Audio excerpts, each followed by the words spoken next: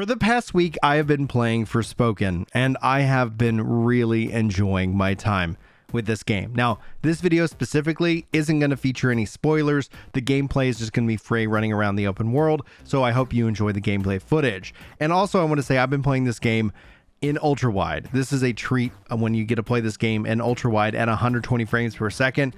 I've had a really amazing experience.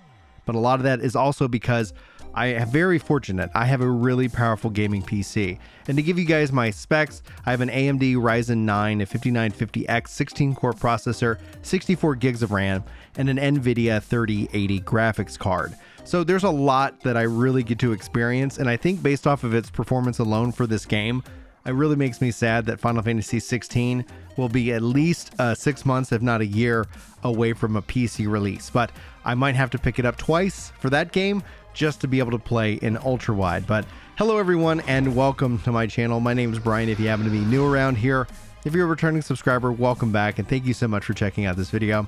That's what you get for subscribing, by the way. Free compliments at the start of these videos. And in this video, I want to talk to you guys about my experience with the performance of this game. Obviously, I'm running it on a more beefy machine, and if you guys haven't seen the system PC specs for Forspoken, they're beefy. Like, this game is a next generation game, and it could also be considered maybe poorly optimized, but I actually haven't run into many of those issues myself, but we'll talk about that. And then I want to kind of dive a little bit into my impressions about the game. I've spent some time with it. I'm not going to go into spoilers like I said at the start of this video, but I've been making my way through the story, and there's a lot of things that I really enjoy about it. There's a lot of things I like actually about Frey. There's a lot of things that I wish they did that they didn't do, and that's what the second part of this video is going to cover in a spoiler-free fashion. First and foremost, I think it's important to say my performance on this game has been fantastic. I've seen a little bit of pop in, some texture pop in from time to time. I also had some drop frames at the actually very beginning of this game, but that's because the game was trying to run it at a 1440p instead of a 1080p. Now, 1080p ultra-wide runs and looks great. I haven't had any problems with that. Personally speaking, I love frames per second over resolution any day, outside of the aspect ratio. The aspect ratio really makes this world look beautiful. But if you never played in ultra-wide, just note cutscenes will still feel weird because cutscenes are all rendered in the 16:9 aspect ratio. So no matter what, you're going to have some black bars during any cutscene that this game has. But as soon as you jump into the open world, as soon as you're running around fighting bosses and doing all kinds of crazy things, that hardcore out in the world, you get to experience that in pure ultra-wide. And if you have the opportunity, that is definitely something that I feel that gaming, especially PC gaming, really offers to a gamer over any other thing, right? I like the aspect ratio. I like the frames per second, but running it at 1080p, obviously I have a beefy machine and it handles it. I haven't seen any major performance issues. Anything that really takes me out of the game does not exist. I'm sure that there's been a little bit of pop in or a little bit of maybe a texture that really just was a little bit fuzzy for too long, but it's not immersion breaking. It's really a very immersive experience. And I think it's at that point that we've covered the PC specs and the performance. I want to shift to my overall impressions of the game so far. So first and foremost, when it comes down to my impressions, I like Frey. I think she's an idiot, but that's because of two factors. She's young and she's very angry. This is a girl who's been through a lot. And on top of that, obviously, and based off of that, this is a game that is just for me. She is very angry. She's swearing up and down all the time, and the system settings don't give me a way to turn that off. I wish they did. I wish that was one thing that they offered, because I'm sure my kids would love to play this game. I think this would be a great game for my young kids who could just run around and fight monsters and parkour over all the land. I think they would have a blast with it, but unfortunately it's going to be a game that's going to have to wait for them. Now, if you guys don't know, Gears of War, it's one of my favorite franchises. They do offer that. They have the ability to turn off profanity and gore, and there's no real gore in this game. I think it is rated M just for the language alone. And on that note, like, it just seems like a kind of a miss to not offer some gamers the option to kind of opt out of that. All in all, the banter, though, feels fun. I like the relationship between Vambrace, or aka Cuff, and Frey. I like her evolution as she's going through this like rabbit hole world.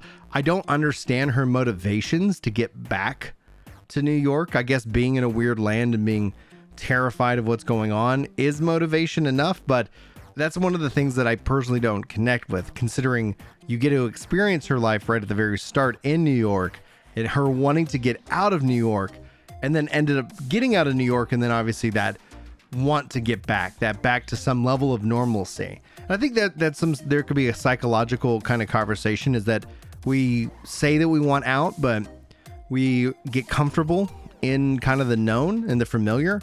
And that's something that is probably going on within her, that the more time she spends away, the more freedom, the more like of herself gets to emerge in this story. The more that she can take her anger and try to really process it and process what's happened over her life. Still, she's very young. That's one of the things that I don't expect her to handle this thing like somebody who's like my age, you know, in my 40s with a family to process it. But I do expect that, and I am enjoying her journey in this insane experience, right? You know, and that's one of the things that's kind of fun, is that the playfulness between her and Cuff. I've seen people try to go online and meme on the dialogue, and it's good. Like, it's fun. Some points it's just fine, and you do hear some dialogue kind of repeated over and over again, but honestly, having played these kind of games before, it's not necessarily all that surprising. I am enjoying the variety anytime that they have the opportunity. All of it's fully voice acted. I think they do a great job with the voice acting, and so I've been enjoying that aspect of it so far. I've been enjoying the combat. I really like it. Kind of in a way feels like a third-person shooter, and then then you unlock another magic school, and it can completely change how you play and how you approach things. And that's kind of fun. Like, it is this sense of, at least for me, like as somebody who likes kind of the mages, that archetype in RPGs, this is something that really kind of feels cool. The magic in and of itself is spectacular. It is over the top. It is very flashy. It gives you options to kind of build and play around with the different schools of magic. And I can't wait to see how and what else I unlock and how that evolves and how that changes my traversal. Like, there's so many things that it is like a blend of this RPG. It feels like some, sediment of Final Fantasy. It feels like there's some elements of Zelda. It feels like there's some elements of Metroid. Like, they have all these kind of different elements. Now, not all positive, right? Because sometimes it just feels like you're running kind of around this beautiful open world and things are spread out just for the sake of highlighting the hardcore that's going on. And, you know, I'm not going to fault them for it, because there's a lot of little things to do. There's a lot of little things to get distracted by, and there's a lot of things that you can go fight and collect. And so, like, it really just becomes like, if you're trying to beeline it to the end of the game and finish the story just to kind of put that feather in the cap, you might feel like, yeah, they could have condensed some of the massive land zones down a bit, but the game has impressive scale. It has absolutely impressive scale. The zones themselves, and then you get into the castles and you get into these different things. Sure, if you've seen one tower, you've seen probably every tower they have in the game, but I'm not going to fault them for that. That's just efficient architecture. Like, if you've ever been to the suburbs, like, yeah, that seems to be the way that things kind of work. You find something that works for you, and then you build off of it. There's still a lot of mysteries that I have to unlock. There's still a lot of things that I still haven't experienced and questions that I have about this world, but I'm going to keep playing and see how deep this rabbit hole goes. Because honestly, at the end of the day, it's a fun game. Now, if I was going to sit down and say, is this game worth $70? I don't think I've gotten into that yet. I think this game feels like something along the lines of the classic PlayStation RPG era, where there was just tons of RPGs to play. Not all of them were like the best of the best. And Forspoken, easily right now, I would say is going to be at a B or B minus in terms of like a grading scale. I think you can only go up from there. I haven't seen anything that's going to make me lower the points, in this regard so far.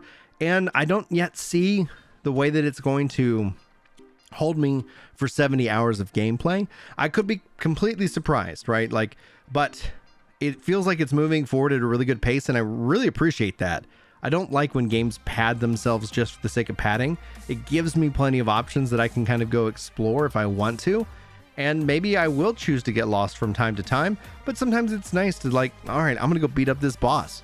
and then I just head to the boss. But it's going to take me a little bit because the world is rather massive. Anyway, guys, hopefully this helped answer some of your questions, or hopefully you just enjoyed this video, and I hope that you are enjoying your weekend, and I appreciate you for spending a little bit of it with me. Anyway, I'm going to wrap up. Thank you for watching. Hopefully you enjoyed the video. Hopefully I'll see you in the next one. But until then, take care.